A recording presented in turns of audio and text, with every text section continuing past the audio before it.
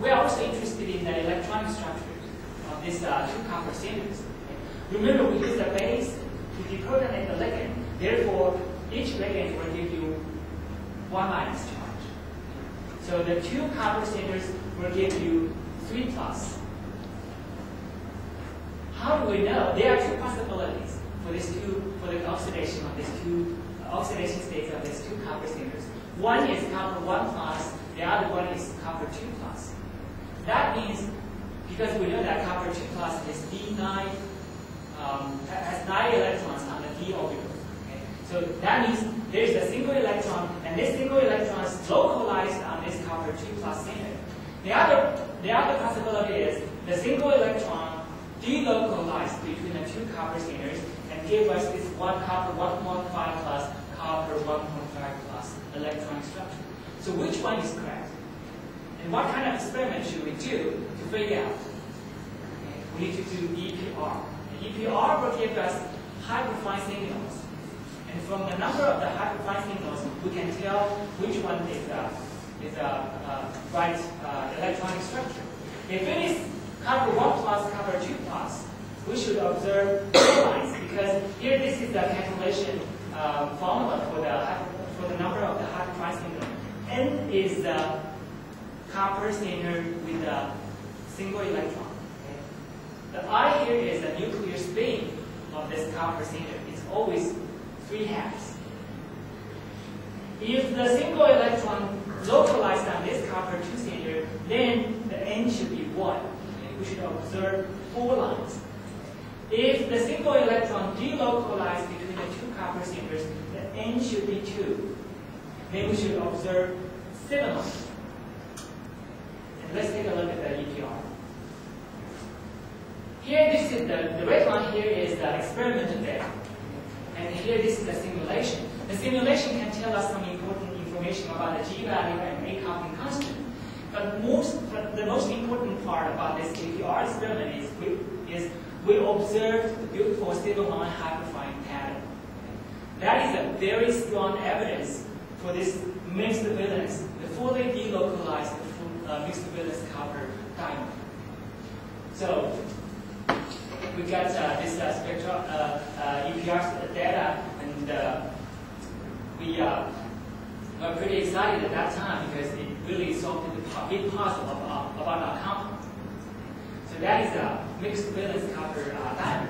And one more interesting thing about this copper dimer is we found that when we use it to react with this tetrabutylmonium hydrogen sulfide in acetyl nitride, we synthesized this, we got this copper 16 sulfur chain cake. In crystal structure, we found 4 tetrabutylmonium cations. And so the whole cluster is 4 minus. It's anionic cluster. And here, this is a crystal structure of this cluster. I made a lead. Shows you the crystal structure of this compound. And here, it's a very interesting structure.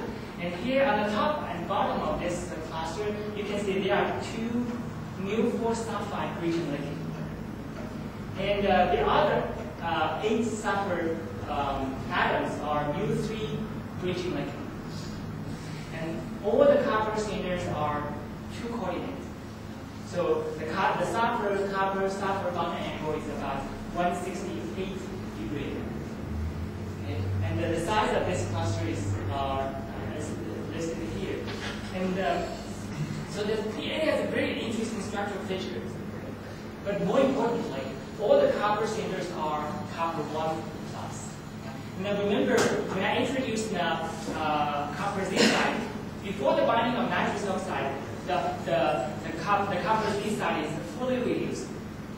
And here we got a fully reduced copper sulfide cluster. It would be very interesting to see whether it can react with nitrous oxide or not. So we did a bunch of different experiments. But first, we want to compare the structure because one of our research goals is to synthesize a structural model. So we would like to compare the structure of the copper Z side and our compound. And here you can see that this is copper Z side and this is the mu4 sulfide average nuclear copper part in our compound. And here you can see that average copper-sulfur distance is very close. And the geometry is different. Okay, for copper, this side is a six-hole geometry. For our compound is square pyramid geometry. But like I said, since it is a fully reduced copper-sulfur cluster, we would like to see whether it can react with nitrous oxide or not. We did several different experiments, and here is one of them. This is a solution IR experiment. Nitrous oxide, in solution, nitrous oxide will give us a very strong anti-symmetric stretching mode, which is about, the position is about 124 weak number. So basically, in this experiment, what we did in this experiment is we prepared the solution of our copper sulfide cluster in DMF. And then we bubble nitrous oxide to the solution, and then we stop. And we wait and see whether the concentration of this nitrous oxide will change or not. So here, within 30 minutes, you can see this peak, the intensity of this peak significantly decreased. We also did the EPR and UV gas experiment, and these preliminary results also indicate that our compound can be reduced, can be oxidized to copper too, and nitrous oxide can be reduced. So this is a very exciting result, and of course a lot of work still needs to be done in the future. For instance, we need to find a better synthetic route of the copper sulfide cluster, and we also need to figure out what exactly happened during this reduction process. So, conclusion. We use an older and to synthesize this mixed valence dimer, and from this mixed valence dimer, we got this interesting copper 16 sulfur 10 cage, and the preliminary result indicate that this compound can react with the nitrous oxide. Acknowledgement. For my postdoc work, I want to thank University of Minnesota, the Professor Thomas Group at University of Minnesota, and the Thomas Group members, and Jackie and Dr. Young, and they helped me with the crystal structure of the compound. And Professor Kummer, he did some calculation about the trinuclear copper cluster. And for the X-ray absorption spectroscopy, that is a collaboration with Professor Solomon's group at Stanford University, and also that X-ray absorption spectroscopy. That experiment was done in Stanford Linear Accelerator National Lab. And Dr. Saranjit, she helped me to prepare the experiment and to reserve the time to do the experiment. Okay. And the money is from NIH. And for my PhD work, I want to thank my PhD supervisor, Professor Hauser, and also Hauser group members. Dr. Powell is a very good X-ray crystallographer, and Professor Richardo, I used his solution analysis instrument. And also we did the collaboration with Dr. Roman from TU Berlin, and the money is from NSF. Okay, so this is the first part about my presentation. The second part is my future research work. And there are two projects. The first one is dynamic force coordination polymer. The second one is activation of NGO by binuclear focus. Let's see the first one.